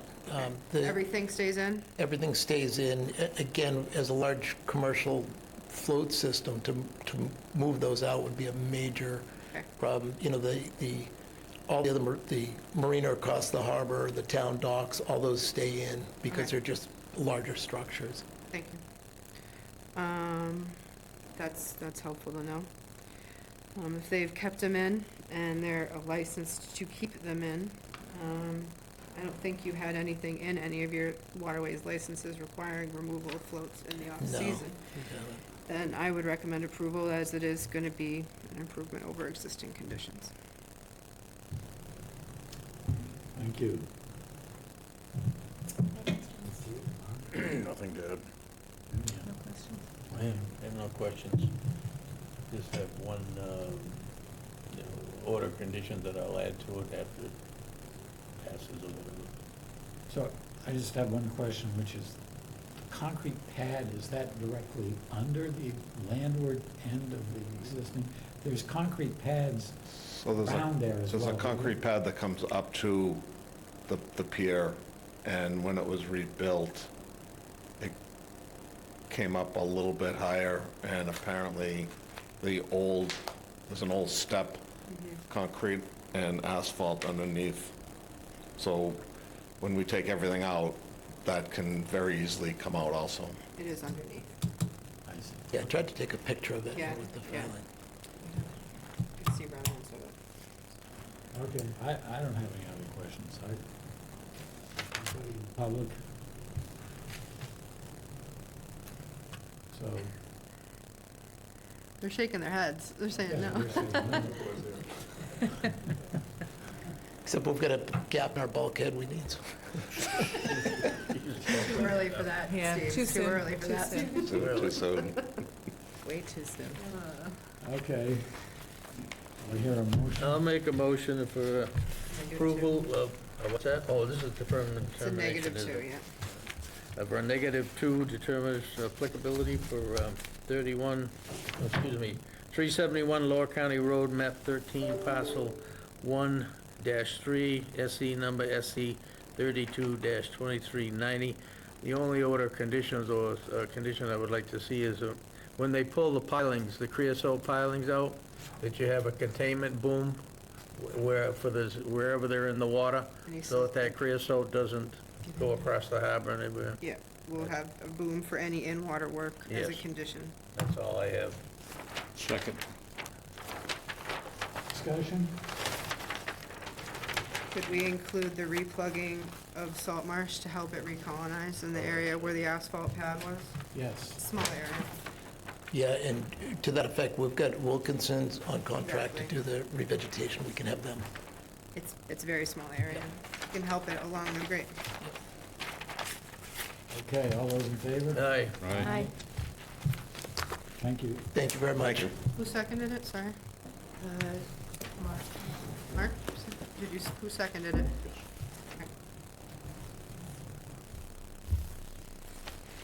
Okay. Onward. Okay, now we have orders of conditions. First, for 2241 Route 28, map 118, parcel Z3. So, Mr. Burke is present if you have any questions of him, but I drafted your orders. I've actually already had the start work meeting with him and the chosen arborist on the site. And actually, the area of work, I believe, has shrunk a little bit and is pretty much staying all on 2241 now. So I did want to include that if the owner wishes, that they may remove a 20-inch diameter oak that's very close, it's very close to the southwest side of the home, and it's really completely taken over by invasives. And I know that they don't want to remove the tree, but should they have to, I would like that to be included in this order here. All work done by hand.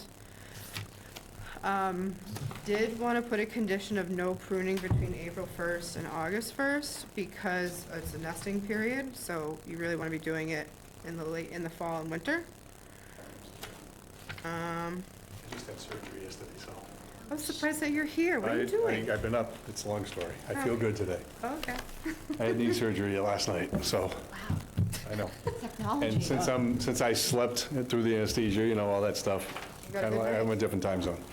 Anyways, yeah, Terry Burke, thank you for seeing me. I didn't expect to be here, so sorry if I looked disheveled. I thought you were somebody else, that's why I was. No, it's all good. So no, we did do a couple of things that you asked for. You asked for a certified arborist. I immediately got on that to get a certified arborist to do the tree pruning. Rob Morrison out of Chatham. So we got on that pretty quick, which is a great thing. We honed in the area that's going to be pruned, I think to like 1,500 square feet from almost 5,000 square feet. So the area that you had mentioned, the oak coming down the staircase to be cut, that's going to have to come down a couple of feet just to get it rejuvenated again. Rob's kind of gone over that with Amy and the pruning technique, so he's handling all of that area. So that was pretty much what we went over, which I think is a pretty good thing. It should span the time. And all the work will be done no later than like January 15th, somewhere in there, just because of the time of the year. There's less ticks, and it's less, they're not so busy. That's the other reason. Okay. So, do you have any comments on the orders? I think getting a certified arborist was the hardest thing to do, but we achieved it, so it was good. I never met the gentleman until that day, and he spent over 2 hours with me and walked through the whole property and what we wanted to touch, and we said, forget that area, there's too many like rabbit nestings in the flat plateau floodplain area, and I walked through marking everything. I said, nah, this doesn't need to be touched, so the owner agreed. Okay, we're just going to Do you vote have on any this. and questions on the conditions? I don't I see don't have any from any. anybody. I No. don't have any, so anyone care to make a motion? I'll move for approval of the order of conditions for 2241 Route 28. Second. All those in favor? Aye. Aye. All right. We're all set. Well, thanks. You should be ready in a couple of days. We'll call you when they're ready, if you want to pick them up. Or Okay. if you want us to mail them, we can do that. I can pick them up and You whatever I have to bring do them, after or- that. Yeah. Yeah, my dog. Whoever it Sorry. was. Yeah, sorry about that. All right. Thanks. Take care. Bye-bye. Because the sweatshirt says cork. Yeah, that's what it was. Yeah, it was the cork sweatshirt that did it. Go put your feet up, please. Oh, yeah, that's why we were talking, sorry. Cheers.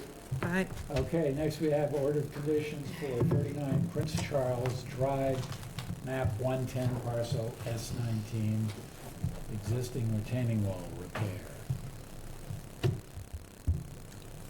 Comments, anyone? No. Anyone? I'll move we approve.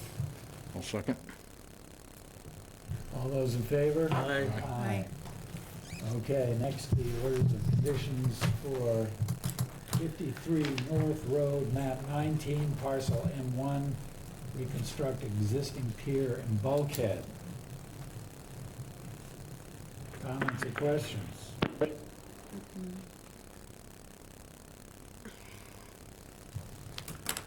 None here. I don't have any. Okay, we could have a motion. I'll make a motion, we approve the order of conditions of 53 North Road, map 19, parcel M1. Second. All those in favor? Aye. Aye. 5-0. Okay.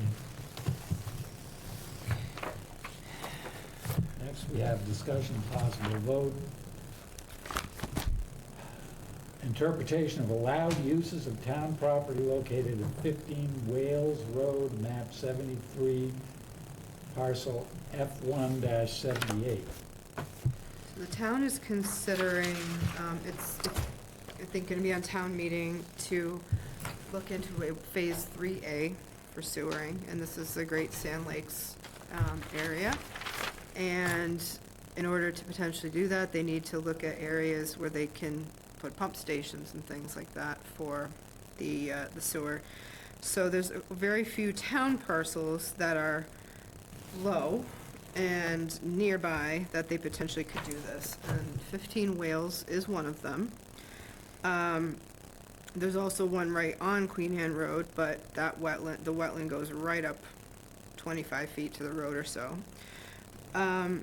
So the engineer for the town who's working on this asked about this parcel, and I said, well, we still do, the parcel still does have wet area on it. That's part of the same wetland.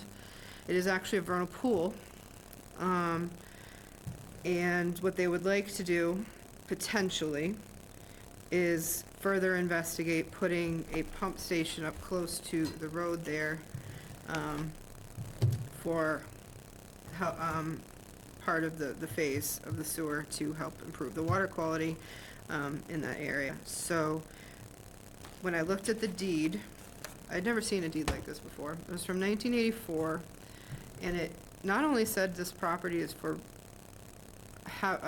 conservation, but it said it's for watershed protection, or watershed improvements.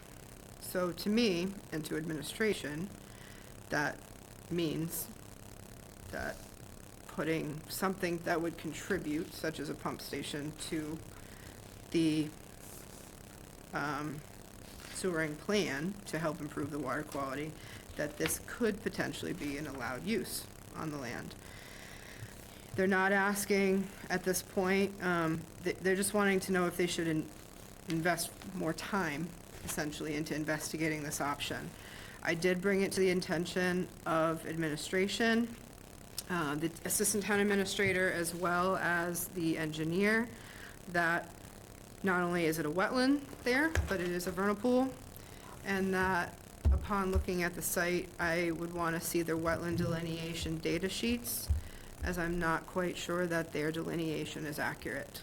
And we would want to make sure, you know, it needs to be as accurate as possible to make sure we have, at minimum, your 50-foot no disturb zone protected after that. So they're not asking to approve the project, they're just simply asking if you agree in the interpretation with the deed, because the land's under your care and custody. That's the other thing. So it's under the care and custody of the Conservation Commission. That if the language, if you think that their proposed use of potentially putting a pump station there fits in the deed. My interpretation of what you just read, it would be. Mm-hmm.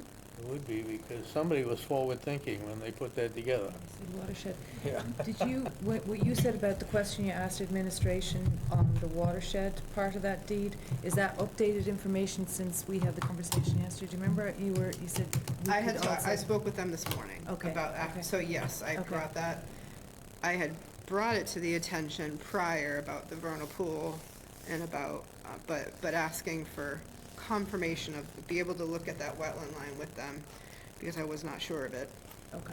That was new information that I conveyed.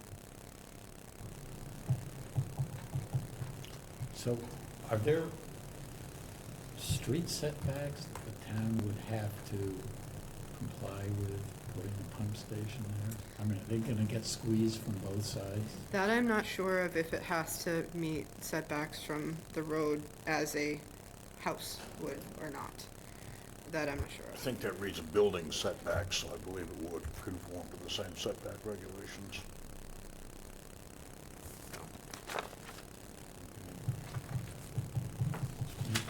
I mean, I agree.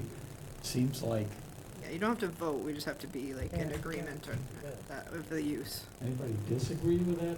I'm in agreement to let them look into it further. Yeah, I Absolutely. would agree with that also. It seems to be a pretty sensible option. Agree that the deed language allows for something like this.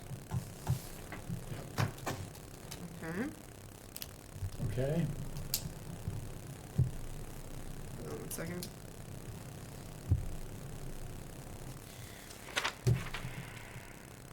Okay, next we have discussion possible vote on accepting a sand donation from 19 Walker Road to town property of 23 Walther. The folks who own 19 Walther Road, you recently approved them to install, or to remove their old stone bulkhead, or revetment, sorry, and replace it with a new one, that bigger stones, a little bit higher up. The contractor contacted me last week and said, hey, when we remove this old wall and we're putting in bigger toe stones, we're gonna have a little surplus of sand, 100 or 200 cubic yards worth, he estimates, of sand. They're gonna have an excess, and they already have to nourish theirs, but he still thinks they're gonna have an excess. So the owners are willing, and he's willing, since he's right there,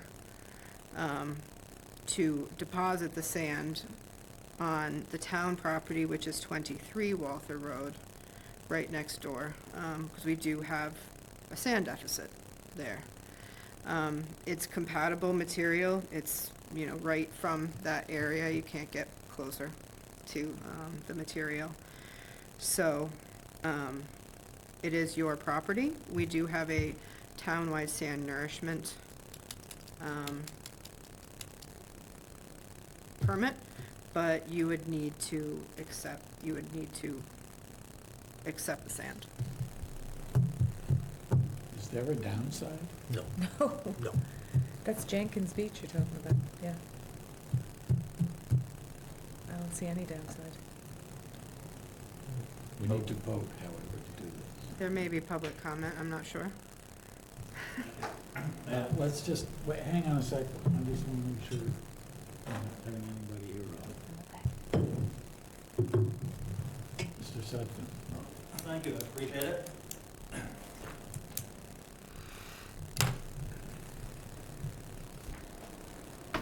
Good evening, Mr. Chairman, members, Amy. Decided to sit and enjoy your negotiations, deliberations tonight.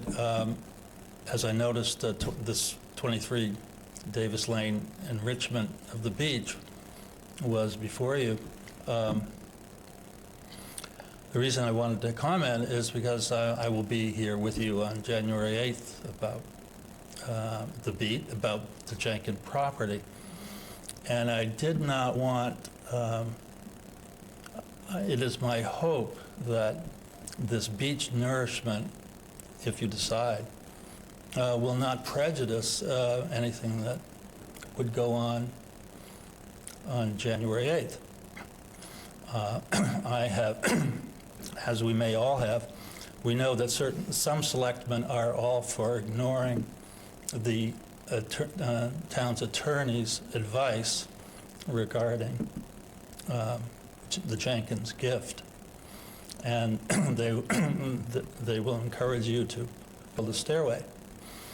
And if this beach nourishment appears to be in line with the encouragement to build a stair, if people get that impression, that goes against what I believe the recommendation of the town attorney is, and against what Josephine Jenkins intended. I think she certainly didn't stipulate that the beach would be enjoyed off the property.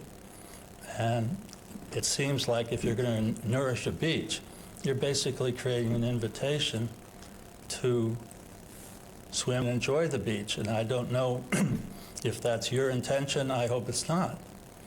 And that's where I am. I hope you won't be prejudiced by enriching the beach tonight. Thank you. Thank you. I think this is, to me, solely to add sand to a sand-starved area. This area had a lot of erosion in the past, and regardless of the situation that's going to come in front of us on the 8th, if it was a different parcel in town, I would have the same recommendation for you, is that in general, our beaches on Nantucket Sound, or our beachfront properties on Nantucket Sound are sand-starved, with the exception of a lucky few who are on the winning side of large jetties.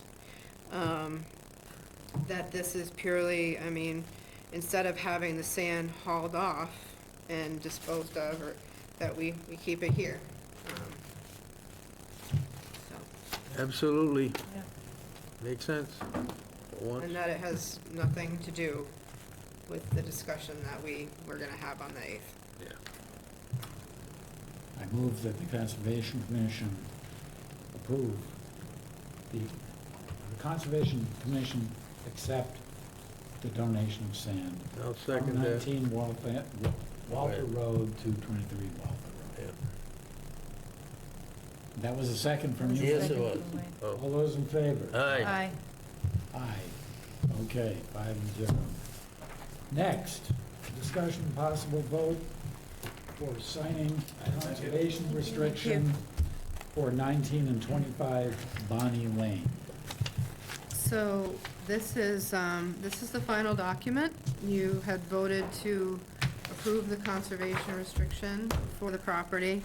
It actually shouldn't be 19 and 25, but that's okay. It's shown here as the proper exhibit in the plan book, and the exact parameters. So the only thing that's changed since the last time, since you saw it in draft form, are their signature pages for the Conservation Commission, for the Select Board, and for the Secretary of Energy and Environmental Affairs. So, this is slated to go on the Select Board agenda for December 30th. And I'd love to, you don't need to vote. If you have any further questions, let me know. I mean, you've already voted to approve it, so you just need to sign it. Well, there were conditions on our approval, however. And have those conditions been satisfied? We have not released the certificates of compliance. We have not gotten a letter. We have not gotten a letter yet from the landscaper, but I will proceed, I will not release the certificates of compliance That was until the then. condition, not on signing. Not on this. Oh, okay, all right. It was on the certs. Okay. All right. So do we need to vote on this, or just? You sign it? don't, because unless you have any further questions or changes, you've already voted this document, but this just has signature conditions on it. So this is the original?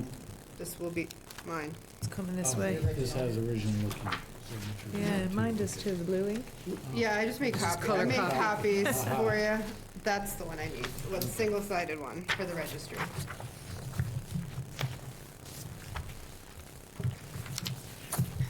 So while that's going around, we have minutes from December 4 Yep, and we got, Viv, we got your comments, and, of the English teacher. Made those. Had some input. Few and far between. It was like nitpicky. I didn't find. Can't help anything, myself, I so- told you that. Old habits.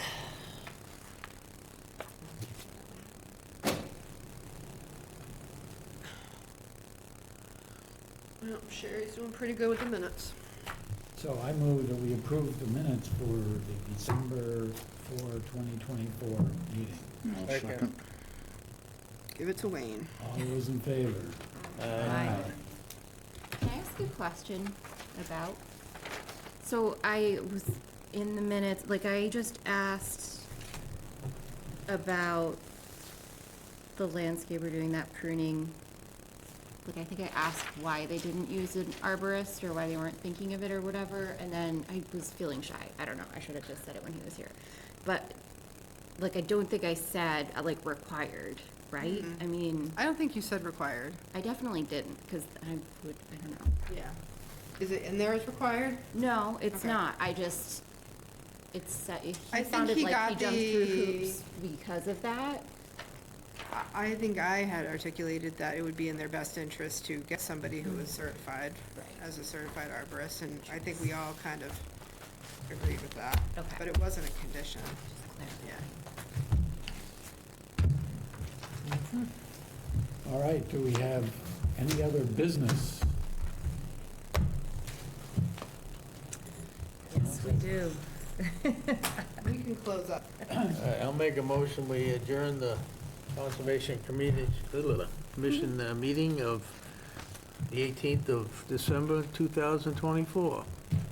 Second. All those in favor? Aye. Aye. Aye.